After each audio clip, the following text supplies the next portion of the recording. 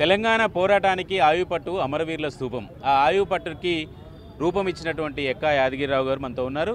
సరే, మీకు సంబంధించి నిన్న ప్రభుత్వం ఒక ప్రకటన చేసింది, మిమ్మల్ని ఆదుకోవాలని, తెలంగాణ కోసం నిస్వార్థంగా పనిచేసినటువంటి కవులు కళాకారులను ఆదుకోవాలని మీకు కొంత పారితోషికము ప్రకటించారు. అంటే పారితోషికము చిన్నదా పెద్దదా అనే దానికంటే దాన్ని ఎట్లా చూస్తారు?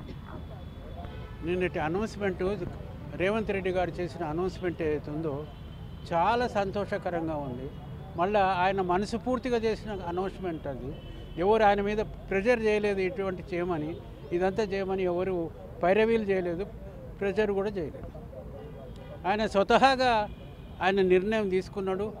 మళ్ళీ దీంట్లో ఒక చిన్న విషయం, ఎన్ని కథలు చెప్పినాను కూడా తక్కువనే, ఎన్ని విషయాలు చెప్పినాను కూడా తక్కువనే. కానీ ఒక్క విషయం చెప్పాలి, ఇప్పుడున్న చీఫ్ మినిస్టర్ రేవంత్ రెడ్డి గారు పక్కా తెలంగాణ క్యారెక్టర్, తెలంగాణ మనిషి, తెలంగాణ కొరకు పాటుపడాలని, తెలంగాణ అభివృద్ధి కొరకు పాటుపడాలని ఆయన సంకల్పం చేసిండు.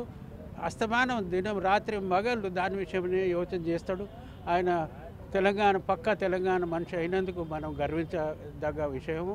మళ్ళీ ఈ విషయం ఏంటంటే, ఇంకొక విషయం ఏంటంటే, ఇక్కడ ఉన్న మెమోరియల్ ఏదైతే ఉందో ఆ రోజు 69 అజిటేషన్లో 360 మంది చనిపోయిందని అసెంబ్లీలో డిక్లేర్ అయింది. అది అయినందుకు అంజయ్య గారు, మదన్ మోహన్ గారు, మాణిక్రావు గారు, ఈయన లక్ష్మీనారాయణ ముదిరాజు వీళ్ళందరూ కలిసి ఒక కమిటీ మెంబర్ కింద అయ్యి డిజైన్లు తెప్పించుకున్నారు. నేను కూడా ఒక డిజైన్, పెద్ద పెద్ద ఆర్కిటెక్ట్స్ కాంపిటీషన్లో ఉన్నాను, నాది కూడా ఒక డిజైన్ తీసుకుపోయి నేను చేసిన. వాళ్ళందరేమో పలకలు అంటే ఇటుకలతోటి కట్టి డిజైన్లు చేసిండ్రు. వాళ్ళు నన్ను పిలిచి అడిగిరి, వీళ్ళకి ఏ డిజైన్ నీకు నచ్చింది, ఏ డిజైన్ నువ్వు రిజెక్ట్ చేస్తున్నావు, దానికి కారణాలు ఏందని అంజయ్ గారు అడిగిండ్రు నన్ను. అడిగితే నేనన్నా డిజైన్లు చూస్తేనేమో మక్క తిక్కలతోటి ఉన్నటువంటి డిజైన్లు ఉన్నాయి, దానికి ఏం డౌట్ లేదు, సరే డిజైన్లు ఓకే, కానీ ఏదో మెటీరియల్ వాడుతుండ్రో అది దానికి సమంజసం కాదు. గుళ్ళు గోపురాలు మనం రాళ్ళతోటి కట్టిండ్రు, అది ఇప్పటికీ సెంచరీస్ టుగెదర్గా ఉన్నాయి, మెయింటెనెన్స్ ప్రాబ్లం ఉండదు. అందుకొరకు ఒక రాతిలో కట్టాల్సిన డిజైన్ నేను ఒప్పుకుంటా అని చెప్పిన. సరే, ఇప్పుడు మీరు అమరవీరుల స్తూపాన్ని దానికి ఒక రూపం ఇచ్చారు, ఇక్కడ ఏర్పాటు చేశారు. అయితే ఇప్పుడు కొత్తగా తెలంగాణలో జరుగుతున్నటువంటి చర్చ ఏంటంటే, తెలంగాణ తల్లి విగ్రహం చేతిలో బతుకమ్మ లేదని చెప్పి, ఇందులో రాజసం లేదని, ఇట్లాంటి వాటిని ఎట్లా చూస్తారు? ఇది వాళ్ళ డిసిషన్ అండి, గవర్నమెంట్ డిసిషను. వాళ్ళు ఏ రకంగా డిసైడ్ చేస్తారో ఆ రకంగా పథకాలు వస్తాయి. మళ్ళీ దాని విషయంలో వాళ్ళు ముందుకు పోతూనే ఉంటారు. ఇక దానిపైన ఇప్పుడు క్రిటిసైజ్ చేయడం అనేది నా తరం కాదు. అంటే ఒక శిల్పిగా, ఒక కళాకారుడిగా మీ అభిప్రాయం ఏంటి? ఆ విషయంలో ప్రతి శిల్పాన్ని నేను లెక్క చేస్తా, గౌరవిస్తా. ప్రతి కళా విషయాలను నేను గౌరవిస్తా. దాంట్లో ఇంకా ఏ విషయం, నీకు ఒక చిన్న విషయం చెప్తా, దాంట్లో ఎంతగానో లెక్కలు చేసినా కూడా ఏదో ఒక తప్పు ఉండే ఉంటుంది. అందుకని ఉన్నదాన్ని మనం గౌరవించుకొని ముందుకు పోతే చాలని నా అభిప్రాయం. అంటే గతంలో మీరు సూచన చేశారు కదా, అదే సూచన ఇప్పుడు ఏమైనా చేయగలుగుతారా? ఇప్పుడు అనవసరం అండి. ఒక కళాఖండము ఇనాగ్రేషన్ అయ్యింది, అయినాక దాన్ని మళ్ళా ఇవన్నీ నన్ను ఇవి అడగకండి, ఈ విషయాలు అడగకండి, నేను చెప్పలేను.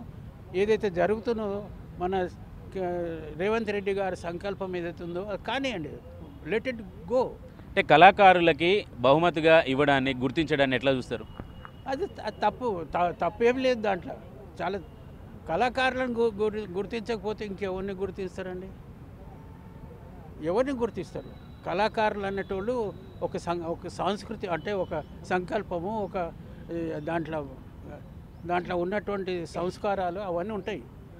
శిల్పమే కానివ్వండి, పెయింటింగే కానివ్వండి, నాట్యమే కానివ్వండి, సంగీతమే కానివ్వండి, ఇవన్నీ ఒక రకమైనటువంటి దైవ స్వరూపాలు ఇవన్నీ. అయితే దాన్ని వాళ్ళు చేసుకుంటూ పోతుంటారు. ఒక విషయం చెప్తా, ఊర్లో ఒక పాట పాడితే అదొక పాట, దాంట్లో కూడా రసం ఉంటుంది, దాంట్లో కూడా దైవ కృప ఉంటుంది. అది మళ్ళీ సిటీలో రవీంద్ర భారతిలో ఒక పాట పాడతారు, రెండు ఈక్వలే. ఇదో రకము అదో రకము, దట్ ఈస్ డిఫరెంట్ ఇష్యూ.